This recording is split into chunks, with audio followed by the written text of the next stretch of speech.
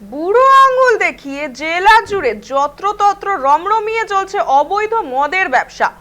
দক্ষিণ দিনাজপুরের বুনিয়াদপুর ও গঙ্গারামপুরের ঘটনা। এই সমস্ত দোকানগুলির কোনো লাইসেন্স নেই, অথচ প্রকাশ্যেই দেদার বিক্রি হচ্ছে মদ। আবগারি দফতরের টাকা দিয়েই এই বেআইনি ছাড়পত্র আদায় করেছেন অবৈধ মাদক কারবারিরা, এমনই অভিযোগ।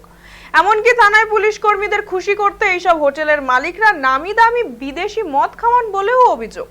তবে সূত্র মারফত খবর, মাঝে মধ্যে নিয়ম মাফিক লোক দেখানো অভিযান চলে এই হোটেল বা দোকানগুলোতে এবং মদ বাজেয়াপ্তও করা হয়।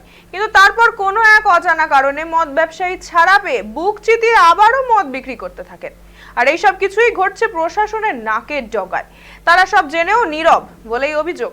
এই মদের দোকানগুলিতে সন্ধে হতেই ভিড় জমায় অল্প বয়সী যুবক থেকে শুরু করে বহু বয়স্ক মানুষ। এই পরিস্থিতিতে প্রত্যেকের দাবি, প্রশাসনের পক্ষ থেকে অতি সত্বর এই সমস্ত অবৈধ মদ ব্যবসা বন্ধ করা হোক।